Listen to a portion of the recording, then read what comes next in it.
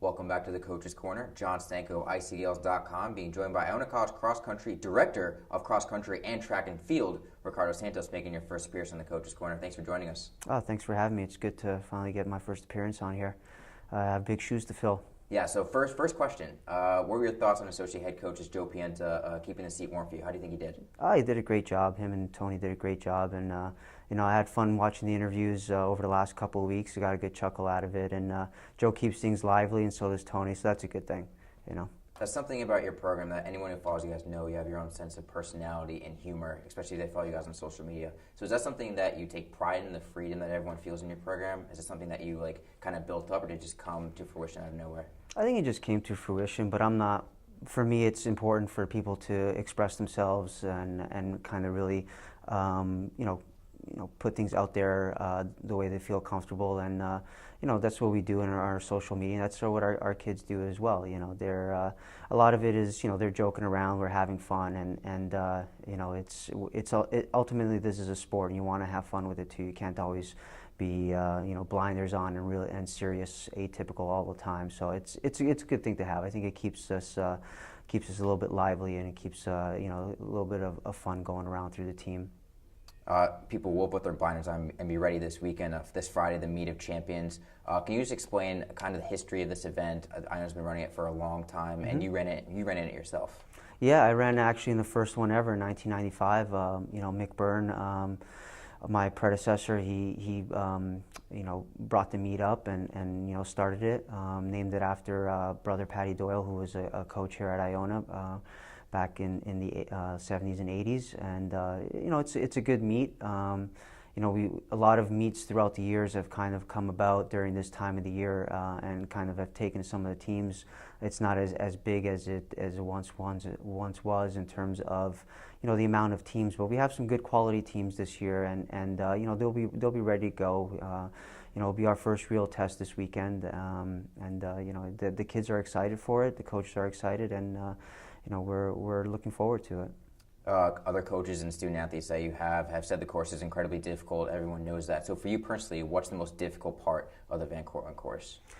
It's the back hills. It's basically the back hills. For people who haven't been there, it's 2 kilometers of going up and down. There's no really flat sections there, and it comes early on in the race. It really shows itself for the guys' race, because you come out of there and then you still have Cemetery Hill during the last mile of the guys' race. The women don't have to run Cemetery Hill, but it's still, the back hills is a very challenging part of that course. Van Cortlandt Park is a tale of 2 races in terms of, or 2 courses, so to speak, because you have the flat section that's completely pancake flat and people can get going on that, but then you have the section in the back hills and Cemetery for the guys that's very rolling and have some steep hills there and some hard downhills too, that some people like downhills, but they also can take a toll on your body when you're racing. So it's a very challenging course, one of the more historical and challenging courses in the country. So it'll be good. The kids enjoy it. We enjoy putting on the meet and having other teams come and compete it there. And Friday's meet will feature your program's top runners for the first time this season in a competitive fashion. So what are you expecting to see from your top performers? It's still that time of the year where we're doing heavy training, so I just want us to go out there and kind of run a controlled race through the first 3K, and then kind of move from there for the guys. First 3 miles, I should say, first 5K, and then kind of start making a move from there, seeing how they're feeling. We had a good workout yesterday for the guys and the girls, so it was they're in a good spot.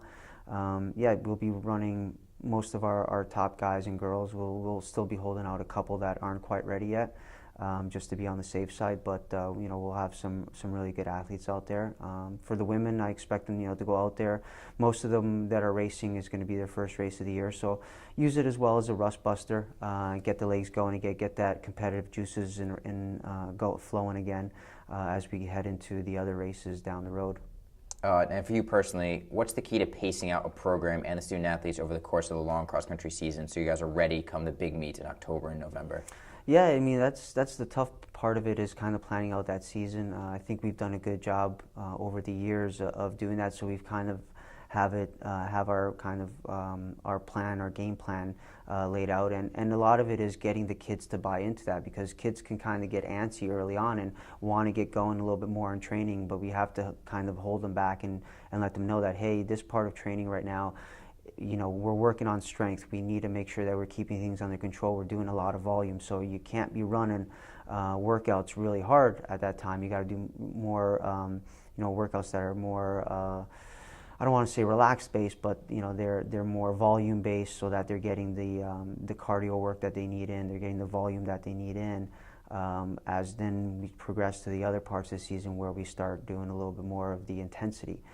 So we got to keep the intensity, back off on the intensity this time of the year, so that you don't peak too soon and burn out before the end of the season when it's the championship season.